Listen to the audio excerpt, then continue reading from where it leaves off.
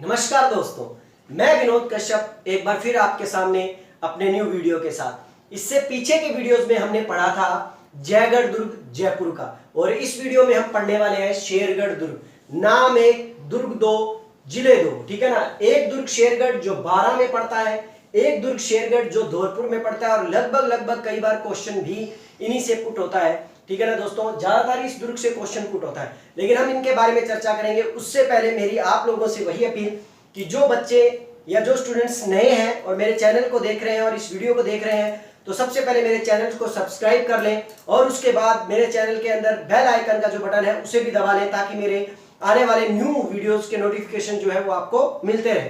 तो चलिए दोस्तों, हम बात करेंगे आज शेरगढ़ दुर्ग के बारे में। एक शेरगढ़ दुर्ग जो 12 में पड़ता है, जिसको हम कोषवर्धन के नाम से भी जानते हैं, और नदी किस नदी के किनारे पर स्थित है? परवन नदी के किनारे पर स्थित है। तो इसका मतलब वो दुर्ग जो है वो जल श्रेणी में भी आता है। जल श्रेणी का सबसे बड़ा राजस्थान का दुर्ग जो मैंने मेरे पिछले वीडियो में बताया आपको, गागरोन, और उसी वीडियोस में मैंने आपको जल श्रेणी का दूसरा दुर्ग जो व्यापारियों के द्वारा बनवाया गया था, जिसका नाम था, बिल्कुल सही, भैंसरोडगढ़ दुर्ग, वो भी मैंने आपको बताया। और आज तीसरा जल दुर्ग जो है वो बता रहा हूं, जो क्या है, शेरगढ़ दुर्ग है, जो किस नदी के किनारे पर है? परवन नदी के किनारे पर है। इसको दोस्तों बिल्कुल रटने की आवश्यकता नहीं है, बस आप एक छोटी सी चीज याद रखिए कि ये शेर है और गढ़ है। गढ़ का मतलब घर होता है, तो शेर का घर कौन क्या होता है? बिल्कुल जंगल। जंगल को हम क्या बोलते हैं? वन। तो बस आ गया वन। तो याद रखिएगा, शेरगढ़ जो है वो दुर्ग किस की नदी के किनारे पर बसा हुआ है, या किस नदी के किनारे पर बना हुआ है? परवन नदी के किनारे पर। तो याद आ गया परवन नदी। अब बात आती है कोषवर्धन। ये क्वेश्चन बहुत बार आया है दोस्तों कि बताइए राजस्थान के अंदर कौन सा दुर्ग कोषवर्धन के नाम से प्रसिद्ध है, ठीक है ना। कहां का दुर्ग प्रसिद्ध है? 12 वाला दुर्ग जो है वो कोषवर्धन के नाम से प्रसिद्ध है, शेरगढ़ वाला। ऐसा क्यों है दोस्तों, इसके बारे में जिक्र करते हैं। दोस्तों वहां पर जहां पर यह दुर्ग बनाया गया था, वहां पर एक पर्वत था, उस पर्वत का नाम था कोषवर्धन। अब हुआ ये कि जब वहां वो दुर्ग बनाया गया, तो दुर्ग बनाने के बाद इस दुर्ग में हमेशा जो धन जो था, खजाना जो था, जो कोष जो था, राजकोष जो था, वो कभी भी कम नहीं होता था, हमेशा उसमें वृद्धि होती रहती थी, बढ़ता रहता था। और इसी वजह से कोष में वृद्धि होने के कारण ही इस दुर्ग का नाम पड़ गया क्या? कोषवर्धी या कोषवर्धन, कि जिसके अंदर राजकोष में क्या होती रहती है? वृद्धि होती रहती है। और इसी वजह से शेरगढ़ को कोषवर्धन के नाम से भी क्या किया गया? जाना गया, जो कि जल और वन दोनों श्रेणियों में आता है। ठीक है दोस्तों, क्लियर है। वैसे भी शेर जो है वन में रहता है और पानी पीने के लिए जल का इस्तेमाल करता है, नदी के पास जाता है और पानी जाकर पीता है। तो एक चीज तो ये आ गई। अब बात आती है दोस्तों इस दुर्ग के निर्माण, इस दुर्ग के निर्माता को लेकर बात करें तो दोस्तों, तो इस दुर्ग के निर्माता को लेकर हमारे पास कोई भी कहानी नहीं है, और किसी प्रकार की भी कोई मतलब उसके निर्माता को लेकर बात नहीं आती है। लेकिन इस दुर्ग के पुनर्निर्माण को लेकर जरूर बात आती है कि इस दुर्ग का पुनर्निर्माण जो था, या पुनर्निर्माण करने वाला व्यक्ति जो था, उसका नाम था शेर शाह सूरी। ठीक है दोस्तों, शेर शाह सूरी। ये वही शेर शाह सूरी है जिसने हुमायूं को हराया था, और हराकर मुगल वंश की एक बार सत्ता उखाड़ दी थी, और द्वितीय अफगान शासन जो था वो स्थापित कर दिया था। शेरशाह सूरी ने इस दुर्ग का निर्माण करवाया था दोस्तों। शेरशाह सूरी जो है, जब इस दुर्ग का निर्माण करवाया, तब इसके नाम के ऊपर ही इस दुर्ग का नाम पड़ गया शेरगढ़। ये भी याद रखिएगा दोस्तों, इस दुर्ग का निर्माण राव मालदेव ने करवाया था, मारवाड़ के शासक।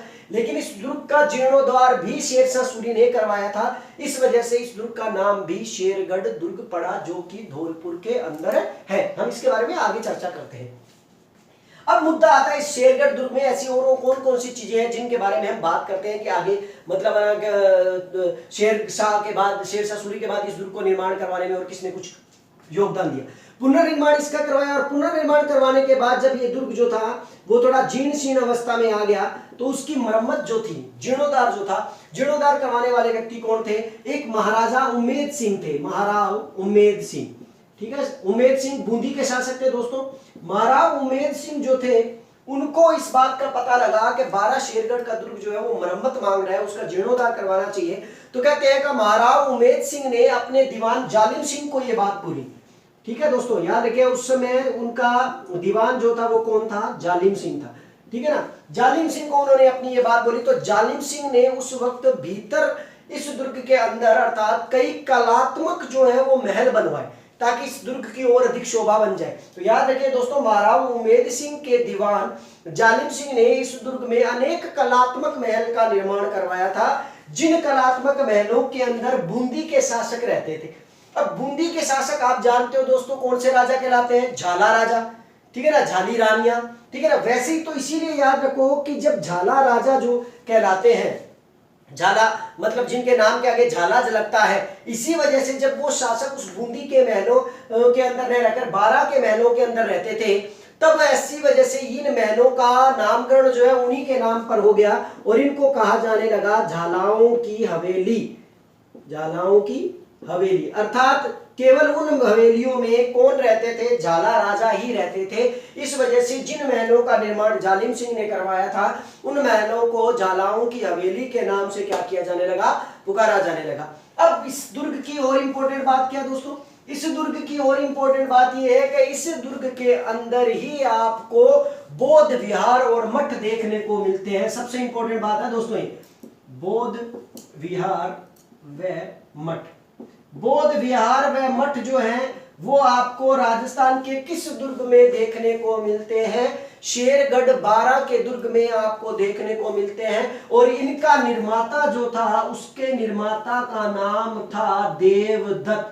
देवदत्त नामक व्यक्ति ने शेरगढ़ 12 के दुर्ग के अंदर बौद्ध विहार और मठों का निर्माण करवाया था, जिसके कारण ये दुर्ग जो है बड़ा ही इंपॉर्टेंट हो गया था। और ये भी कहा जाता है कि टोंक रियासत के जो निर्माता थे, संस्थापक थे टोंक रियासत के, जिनका नाम था अमीर खां पिंडारी, इनका बड़ा योगदान रहा है दोस्तों अमीर खां पिंडारी का। आपको याद हो तो अमीर खां पिंडारी वो व्यक्ति है जो मेवाड़ के महाराणा भीम सिंह की पुत्री कृष्णा कुमारी के विवाद में भी इन्होंने बड़ा अहम भूमिका निभाई थी।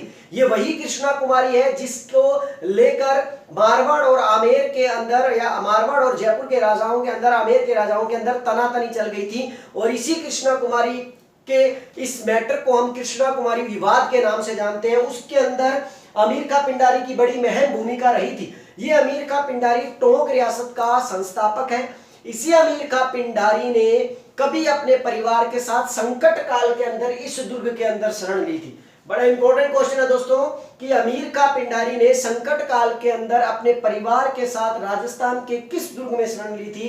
शेरगढ़ दुर्ग 12 के दुर्ग के अंदर शरण ली थी। और ये हमारा शेरगढ़ दुर्ग 12 का है, जो अपने आप में एक विशेषता रखता है। आइए दोस्तों, मैं कोशिश करूंगा कि शेरगढ़ 12 की तस्वीर दिखाने की, कि ये देखिए कि शेरगढ़ 12 की जो तस्वीर है वो आपको दिखाई दे रही होगी। ये दुर्ग शेरगढ़ 12 का है।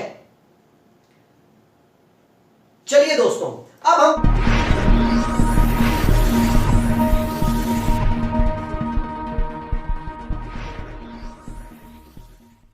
बात करेंगे आगे शेरगढ़ दुर्ग के अलावा, 12 वाले दुर्ग के अलावा शेरगढ़ दुर्ग धौलपुर की, कि शेरगढ़ दुर्ग धौलपुर का जो दुर्ग है उसके अंतर्गत कौन कौन सी बातें आती है? धौलपुर और शेरगढ़ दुर्ग। शेरगढ़ दुर्ग, धौलपुर का शेरगढ़ दुर्ग जो है वो हमें क्या जानकारी देता है?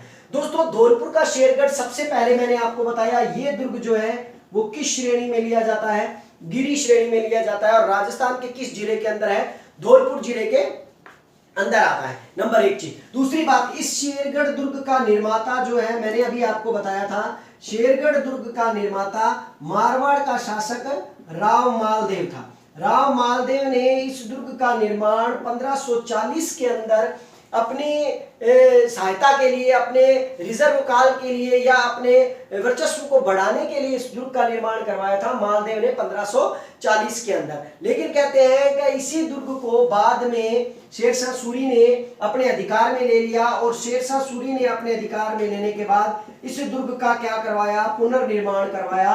और इसीलिए ये दुर्ग जो है वो किसके नाम से जाना जाने लगा? शेरशाह सूरी के नाम से जाना जाने लगा, जिसको बाद में किसके नाम से जाना गया? शेरगढ़ के नाम से जाना गया। तो ये दुर्ग जो है शेरगढ़ दुर्ग पड़ा। ऐसा कहा जाता है कि बाद में पाल वंश का एक शासक देवीपाल भी आया, जिसको हम देवीलाल या देवीपाल के नाम से भी जानते हैं। उसने भी इस दुर्ग की क्या करवाई थी? मरम्मत करवाई थी। तो ये भी याद रखिएगा कि पाल वंश के शासक देवीपाल ने भी इस दुर्ग की क्या करवाई थी?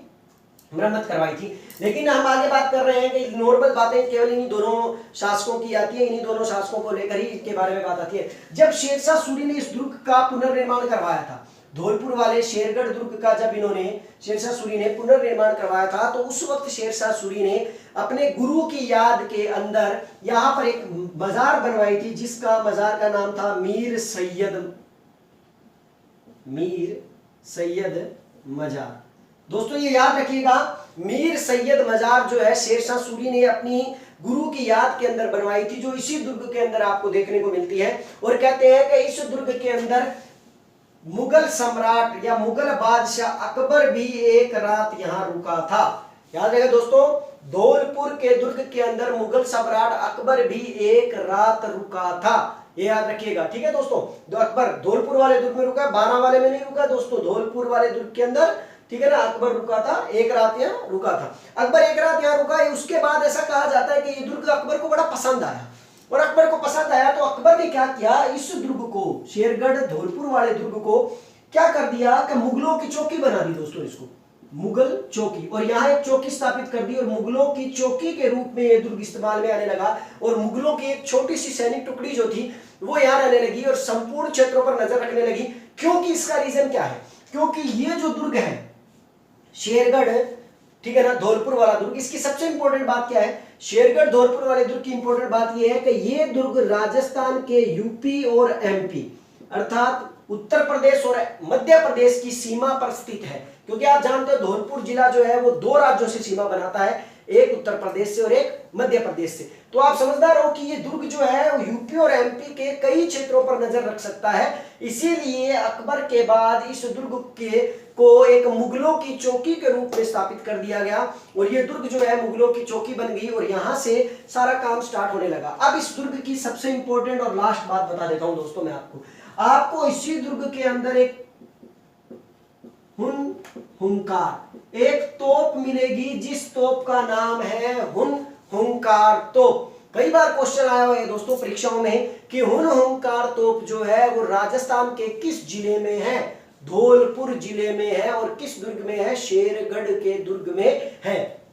आपको ही पता है दोस्तों, हुंकार दहाड़ना अर्थात बुलाना, ठीक है ना, दहाड़ कौन मारता है, हुंकार कौन करता है, शेर करता है, तो शेरगढ़ दुर्ग तो हो गया।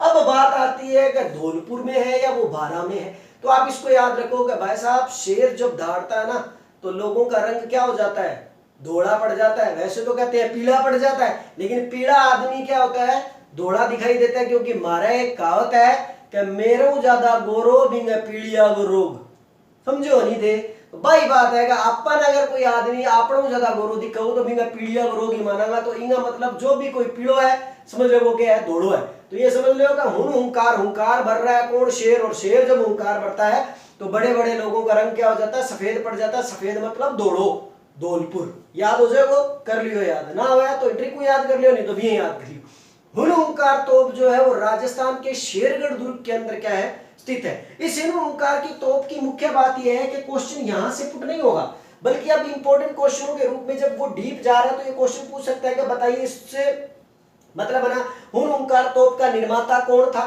तो याद रखिएगा, धौलपुर का एक शासक था जिसका नाम था कीरत सिंह। कीरत सिंह जो था वो इस हुंकार तोप का क्या था कि उसी ने ही हुंकार तोप का निर्माण करवाया था।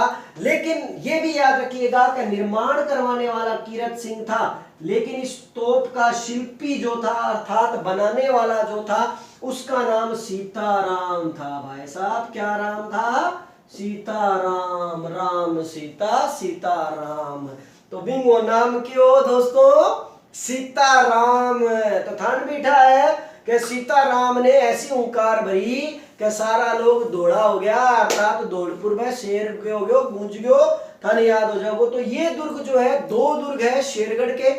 एक शेरगढ़ दुर्ग जो है वो पड़ता है कहां पर, बारां में, और एक शेरगढ़ दुर्ग पड़ता है कहां पर, धौलपुर में। और इन दोनों का अंतर मैंने आज आपको क्या कर दिया, स्पष्ट कर दिया है। आशा करूंगा आपको मेरा वीडियो पसंद आए, और अगर मेरा वीडियो आपको पसंद आता है तो लाइक जरूर करें, सब्सक्राइब कर ले मेरे चैनल को, और सबसे बड़ी बात कमेंट्स करना ना भूलें, क्योंकि आपके कमेंट्स जो है मेरे लिए दोस्तों ग्लूकोन डी को काम करे। क्योंकि टाइम बड़ी गर्मी पड़न लग रही है और थारी देड़ी ग्लूकोज मने बिल्कुल चाहिए, तो ये वास्ते कमेंट करनो ना भूलो, जरूर कमेंट करो। और थारे विनोद सर ने अब के करो इजाजत दो, धन्यवाद।